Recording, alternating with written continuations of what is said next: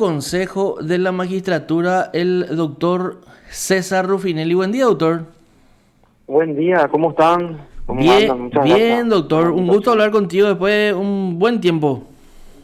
Sí, siempre estamos acá a las órdenes. Qué bueno, doctor. Gracias por atendernos y dispensarnos tu tiempo. Bueno, y el tema que embarga el momento judicial son los exámenes, las personas que pasaron, los que se aplazaron dentro de esta carrera por el cargo que ejercen dentro de la magistratura. Sí, así mismo es. Está un poco debatido en las redes sociales ese tema y también en las noticias. A mí no me gustaría tampoco hablar un poco o sea, me parece incorrecto hablar de el término aplazo, ¿verdad? ¿Por qué digo esto, verdad? Porque en este sistema, especialmente para lo que afecta a los titulares, hay muchos otros elementos que son evaluados, ¿verdad? Que sistemáticamente forman parte del proceso de evaluación también, ¿verdad? Hay algunos que no alcanzan el puntaje en la escala requerida, ¿verdad? Que es el 70%.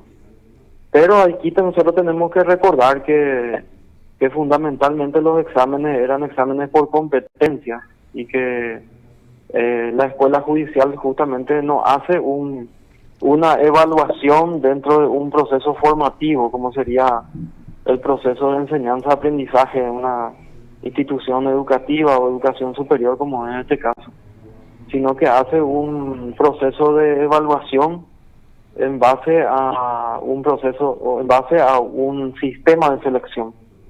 O sea que el examen tiene por objetivo justamente realizar un proceso de selección para aquellos que ya tienen un nivel de formación y ya han pasado el proceso de enseñanza-aprendizaje, o sea, son profesionales. Por eso es que no podemos hablar directamente de aplazos, sino que debemos indicar que es un puntaje mínimo requerido para establecer un proceso de selección. A eso es lo que nos estamos refiriendo, ¿no? O sea, a usted no le quiere entonces llamar aplazo. O sea, técnicamente no son aplazos, ¿verdad? Porque nosotros no estamos realizando un proceso de enseñanza-aprendizaje, ¿verdad? Cuando nosotros estamos en una universidad o en una institución de educación superior, el docente es el que está a cargo de un proceso de enseñanza-aprendizaje, ¿verdad? Entonces, allí sí se puede hablar de aplazos. Y en Aquí este lo que caso, se puede hablar sí. es de no haber alcanzado el puntaje requerido en la escala, ¿verdad? En la escala, o sea, dentro de un proceso de selección donde evidentemente se buscan a los mejores, ¿verdad? Así es. Lo que pasa Pero es que, doctor, vos sabés que lamentablemente se ha utilizado ese término, ¿verdad? coincido en parte contigo, doctor, porque en realidad, lastimosamente, cuando vos tenés una ley que te obliga a poner a los titulares de cargo en sus cargos, no podés estar hablando que es un proceso que está buscando a los mejores. Y en realidad se busca siempre a los mejores, ¿verdad? Por eso es que se realizó un reglamento donde hay un proceso selectivo, donde hay unos indicadores que te guían cómo seleccionar. Allí está el fundamento y el valor del reglamento. Y evidentemente uno va a seleccionar de entre los mejores puntajes, ¿verdad? Eso es lo que estamos apuntando. Claro, se selecciona a los dos mejores puntajes que tiene que integrar la terna y con la persona ya obligada por ley a integrar esa terna, ¿verdad? Pero llama la atención, por ejemplo, algunos exámenes donde titulares de cargo hacen 36 puntos, por ejemplo, ¿verdad? O sea, de 100 posibles. Quiere decir que o no se prepararon absolutamente o no manejan su área, ¿verdad? No sé, son indicadores, pues son los exámenes. Vos mejor Claro, que nadie por sabés. supuesto. Y es un indicador de rendimiento, así mismo como usted dice. ¿Y qué es lo que podemos concluir entonces? Que hay un bajo rendimiento. Y tenemos que analizar, ¿verdad?, por qué ese bajo rendimiento, ¿verdad? Yo vengo un poco también del sector educativo. Sí. Y a veces uno tiene que analizar por qué ese bajo rendimiento. Puede ser también porque uno no se preparó bien o correctamente para el examen, o uno no tuvo tiempo para prepararse para el examen. No necesariamente porque uno no sepa lo que hace, sino que a veces, lamentablemente o desafortunadamente, la persona no se prepara correctamente. Uno tiene que prepararse correctamente para un examen. O sea, uno no tiene que dar por hecho de que uno va a llegar al examen y va a saber todas las preguntas o las respuestas a las preguntas. Entonces hay muchas situaciones que en justicia tenemos también que analizar, ¿verdad? Por eso es que no podemos ser tan contundentes para afirmar de que sabe o no sabe, ¿verdad? Eso es lo que tenemos que a veces tratar de evitar, ¿verdad? Sí, es un indicador objetivo, ¿verdad? Nos dice que tuvo un bajo rendimiento en el examen, pero eso no significa que la persona no sepa o no esté preparada. Puede ser también que, no sé, no se preparó bien para el examen, no estudió correctamente, no le dio la importancia debida. Entonces tenemos siempre esa problemática, ¿verdad? Pero se tratan de insertar indicadores que nos permiten evaluar el sentido. Sí, sí. Y a ver, usted como evaluador, a ver, ¿cuál sería la conclusión que tiene considerando como base todos estos exámenes? Y yo creo que el examen estuvo correctamente elaborado. Ahora, todas las personas que tienen alguna queja con respecto a las preguntas pueden presentar un recurso de revisión, ¿verdad? Y en todo caso se va a volver a revisar con los técnicos y con el docente que elaboró el examen, ¿verdad? Y si tiene razón la persona, si eventualmente hubo un error en la formulación de la pregunta, que puede haber porque puede ser un error humano también, se le va a considerar ese puntaje y se va a analizar, ¿verdad? Yo creo que sí defiendo el sistema de que estuvo correctamente elaborado el examen, a mi parecer, pero también tenemos que pasar por otro proceso de revisión para analizar qué otras circunstancias se pueden ver allí, ¿verdad? Pero remarco la situación, ¿verdad? Este no es un examen formativo, es un proceso selectivo, donde se busca siempre elegir a los mejores, ¿verdad? Y lamentablemente a algunos les fue bien en un examen y a otros no, ¿verdad? Ya sea porque estudiaron, se prepararon, le dieron la importancia debida. Ahora, si tuvieron un puntaje muy bajo, es muy difícil que todas las preguntas estén mal, ¿verdad? Como para que salga eso relativamente favorable para la persona. Claro, y más cuando pero son circunstancias que uno tiene que esperar en cualquier tipo de examen. En cualquier tipo de examen hay personas que tienen buen rendimiento y otras que tienen mal rendimiento, pero yo quiero rescatar algo que también hubo un buen rendimiento si uno observa las planillas de puntaje, ¿verdad? Uno observa rendimientos que van desde el 45 hasta el 86-90%, ¿verdad? No, es decir, que si una persona en un examen determinado alcanzó 90% o 100% de rendimiento, quiere decir que se podía alcanzar, ¿verdad? Justo eso le resaltamos hace un rato al doctor Paciello, porque acá con mi compañero Marco estuvo viendo todos los datos estadísticos y ahí encontró, y es importante resaltar que los del fuero de la niñez, los 15 que rindieron, no hubo ningún aplazo ahí en ese fuero. O sea, y muchísimos con puntajes muy elevados. O sea, 6 Creo que de ese grupo de 15 tenían 88 puntos. Exactamente, por eso es que no se puede hablar de que técnicamente si alguien alcanzó, por ejemplo, un puntaje de 90 puntos, 74, 95, 90, 80, de que el examen ya estuvo mal elaborado. O sea, hay indicios que me indican que hay una correcta elaboración del examen. Indicios, ¿verdad? Sin embargo, eso no significa que el postulante, el titular o el postulante no tengan la opción también de demostrar que eventualmente había también errores en las preguntas, ¿verdad? Pero el proceso, por ejemplo, de preguntas de selección múltiple, ¿verdad? El proceso de selección múltiple es uno de los sistemas más objetivos para medir el rendimiento académico de las personas, ¿verdad? O sea, tiene muchas ventajas cuando uno ingresa con el proceso de selección múltiple porque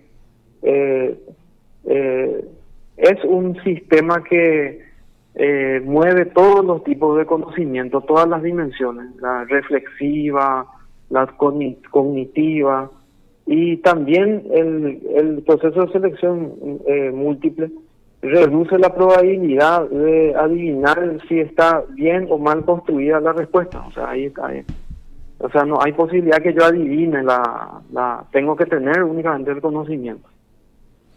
Perfecto. Permite el desarrollo, por ejemplo, de un conocimiento consistente. Por eso es que tampoco yo estoy muy a favor del proceso de preguntas por selección múltiple porque mide objetivamente, además de que puede calificarse con rapidez, y tiene muchas características psicométricas, ¿verdad? La prueba. O sea, establece un mecanismo muy adecuado para la evaluación selectiva, ¿verdad? Y también en los procesos formativos. Doctor Ruffinelli, entonces quiere decir que usted está de acuerdo con que continúe este método de evaluación con los exámenes de conocimientos específicos. Sí, porque atraviesa también, no es que las preguntas se elaboran, o sea, si me permite ver así, tengo un tiempito para explicar cómo se hace el examen. El docente al que se le encarga la elaboración del examen hace en base a una matriz que la dirección académica de la escuela judicial le proporciona. O sea, le da una matriz del formato de las preguntas, donde hay incluso una preparación previa del docente para explicarle cómo debe ser el modo, cómo tiene que formular las preguntas y las respuestas. Después eso, en el momento de entregar el examen, el docente, está presente una escribana que labra acta de todo lo acontecido, de tal manera también a dar seguridad de que las preguntas no se filtren. Y en ese mismo lugar hay una persona encargada de la parte académica que vuelve a verificar la pertinencia y si están bien ajustadas las preguntas. O sea, vuelve a verificar otra vez todas las preguntas y ve si está bien construido el componente que se va a preguntar. Y una vez que se verifica todo eso, ahí pasa a la parte de la fotocopia y la elaboración del examen. Eso se sella, se lacra y únicamente se abre en el momento en el que el examen se va a dispensar, ¿verdad? O sea, no es que el examen viene el profesor y entrega, hay todo un control antes, hay un proceso, durante entonces, y después. Hay un proceso académico que le acompaña a la elaboración del examen. Hay un control académico en la elaboración del examen y hay todo un sistema de verificación académica. O sea, no es nomás que el profesor viene y es algo así como, no sé si hasta ahora se va a hacer como antes en el colegio. El profesor le entregaba a la evaluadora veía el examen, no sé si usted recuerda eso. Sí, así mismo. Analizaba, bueno, y así mismo se hace con la ayuda de la escuela judicial, con técnicos especializados sistema, en ese mecanismo. Eh, Por eso es que Es todo un cuando proceso, hablamos, entonces, la elaboración es del examen. todo un proceso la elaboración del examen. Tiene un proceso de seguridad técnica para que el examen conserve el secretismo necesario, ¿verdad? Y tiene un proceso de una seguridad académica. Por supuesto que eventualmente pueden haber errores académicos en el momento de elaboración. Entonces, eso se trata de disminuir el margen de error con la acompañación, con el acompañamiento académico.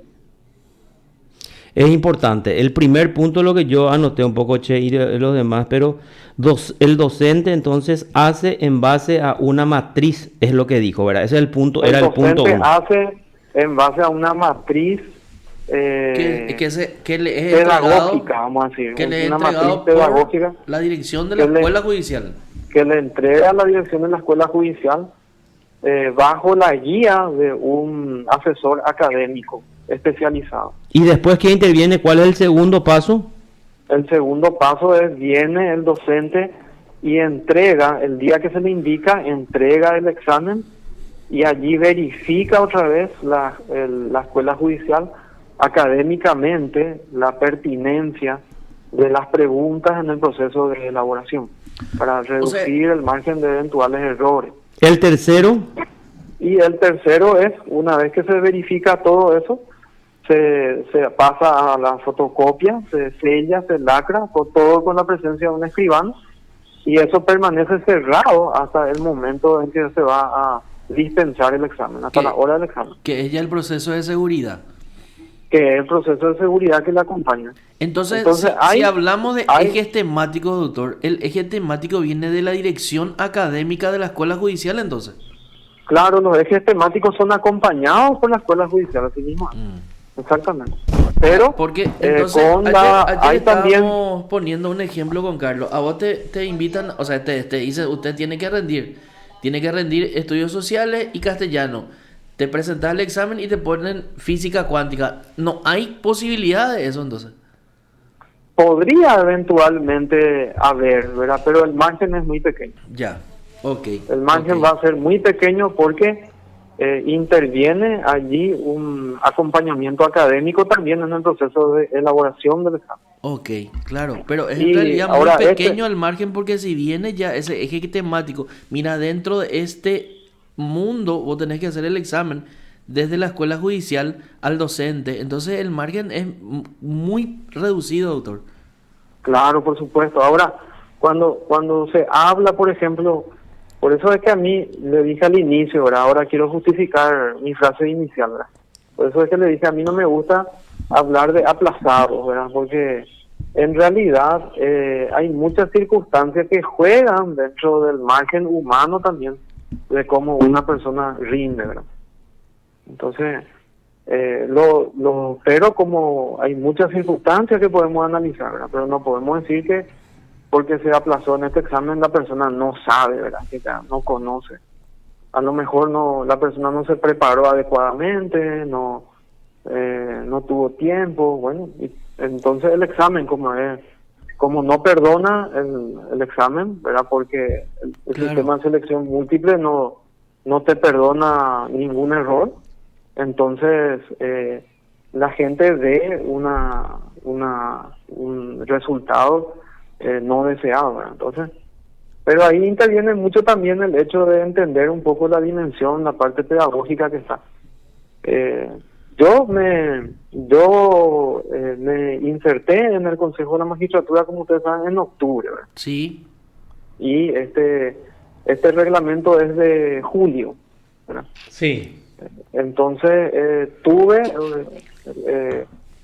ahí sinceramente el examen tiene un nivel interesante de correspondencia con el reglamento, y después podemos hablar, por supuesto, de las otras situaciones que están involucradas, como el hecho de que el titular tiene que estar en la terna, ¿verdad? Entonces, pero también hay otros elementos que te permiten medir, ¿verdad? También está el proceso de selección cualitativo y cuantitativo, como el examen. El otro también es cómo se maneja en el despacho, todo eso, puntaje, los libros que tiene publicado, las especializaciones, las maestrías, los doctorados, o sea, no podemos, son situaciones que tampoco podemos despreciar en el proceso de formación y de evaluación integral de las personas.